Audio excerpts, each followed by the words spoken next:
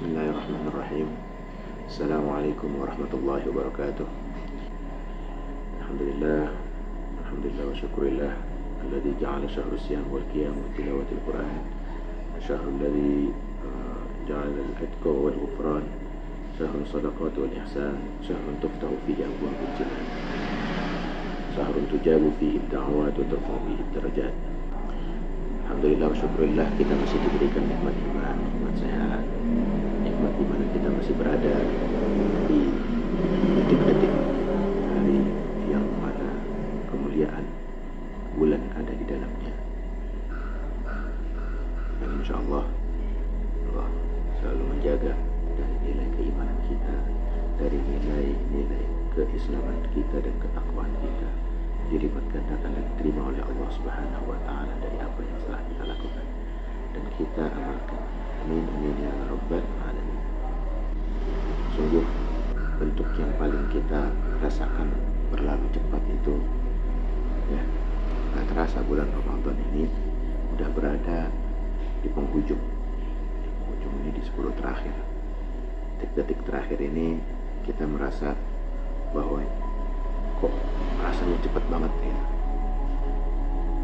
Awalnya pada awal-awal datangnya bulan suci Ramadan ya, di menit-menit ketika kita berbuka, menit-menit kita merasakan beratnya ya, perjalanan ritual ibadah menahan haus dan lapar terasa lama. Menit-menitnya juga terasa berharga banget di awal-awal. Jadi ini kok terasa sekarang ya, waktu begitu cepat. Lagi di pertengahan Ramadan itu yang awalnya kerasa normal udah tuh mulai terbiasa normal aja nih kita ngadepin. Tapi ketika di detik-detik akhir ini luar biasa berjalan cepat, kayak nggak bisa dicegah lagi. Kita rasanya berat. Ya nggak semuanya sih, nggak semuanya merasakan berat mau ditinggal oleh bulan suci Ramadan.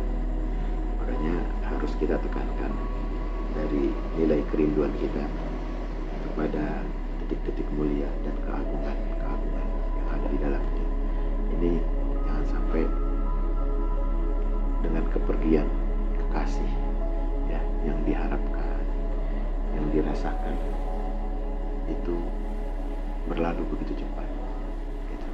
Kita kan kalau pengen nahan kekasih gimana sih, baru aja ketemu rasanya senang banget, detik-detiknya itu betul-betul rasanya berguna, rasanya kayak berharga banget gitu. Pengen bukanya, pengen sedekahnya, pengen terawihnya. Kita pernah merasakan kemarin itu kan semangat yang luar biasa. Di tengah-tengah ini udah mulai ngerasa normal. Normal itu artinya udah terbiasa dengan keadaan itu ya. Jadi akhir ini yang Masya Allah luar biasa, detik-detiknya itu berjalan udah nyelonong aja gitu. Tahu-tahu udah dari 21, 23, 22, 23, 24, 25 udah cepat mau jalannya. Walaupun ini sejatinya sih hanya perasaan manusia, pada hakikatnya sebetulnya waktu itu berjalan normal, nggak berubah waktu itu, tapi kitanya. Maka dari itu sebelum itu terjadi, maka mari di sisa-sisa ini sebelum kita meninggalkan atau ditinggalkan ya kegiatan-kegiatan itu, jangan sampai luntur dan hilang. Malah kita maksimalkan waktu yang ada dengan aktivitas berharga. Bukan nggak boleh kita berkegiatan ya dengan urusan dunia, dengan urusan yang katanya mau mudik, yang katanya dagangan makin laris, yang katanya buat persiapan tamu-tamu. Bukan nggak boleh, tapi kita jangan melupakan juga bahwa Ramadan itu begitu terasa cepat, begitu terasa ingin meninggalkan kita itu lajunya ini kayak 120 km per jam. Ini Masya Allah, makanya harus timbul rasa sedih sebetulnya. Ini menunjukkan bahwa nilai iman dan takwa kita itu ada peningkatan. Kalau udah mulai ngerasa berat, ngerasa sedih, peningkatannya juga dengan apa? Dengan meningkatkan kualitas ibadahnya, yang mulai sering-sering iktikaf di masjid, ya, sedekahnya juga jangan sampai sama yang kemarin, mulai gedean dikit, ya.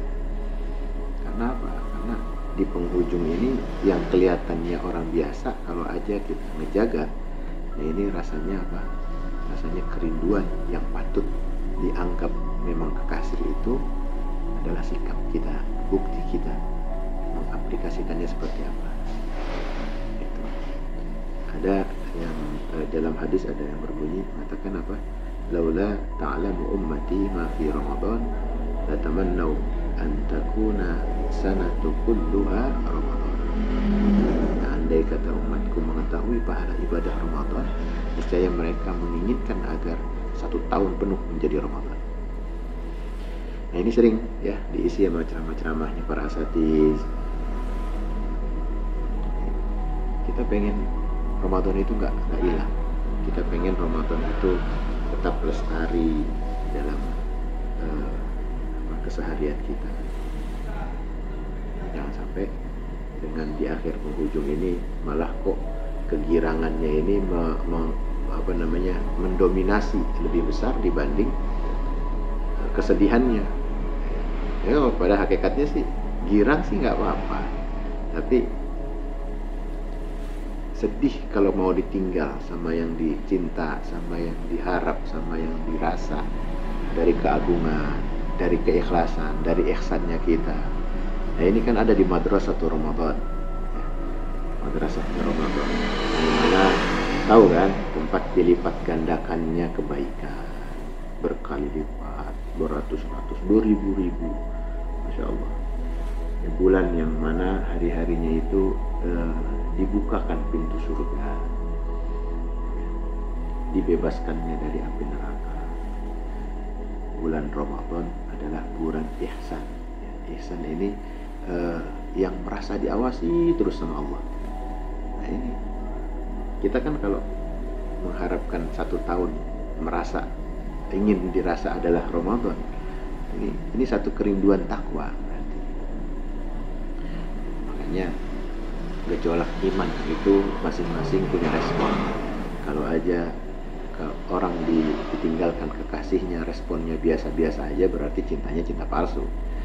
Tapi kalau ada satu hamba Allah yang ditinggal kekasihnya merasa berat, rindu, gak mau ketinggalan momen-momen detik-detik akhirnya, ini bukti ya gejolak iman dan cinta itu menyatu pada dirinya.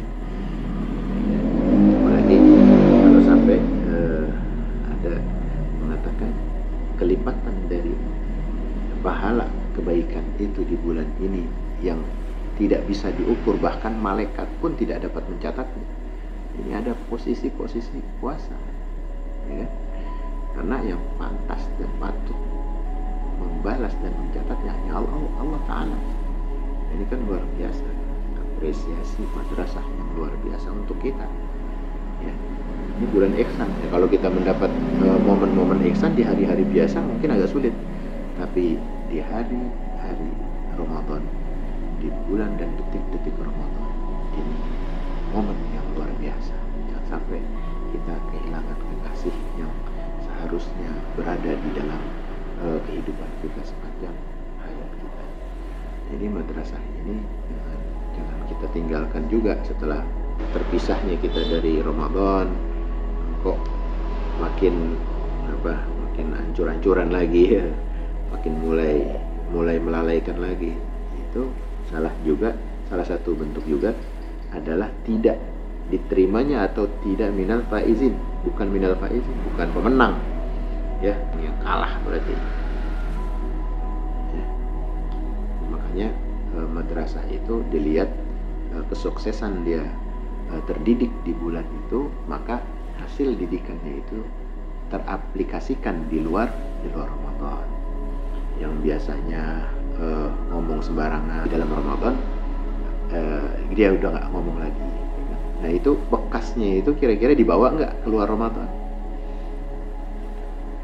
Makanya Jangan kita menjadi cuma menjadi hambanya Ramadan, ya.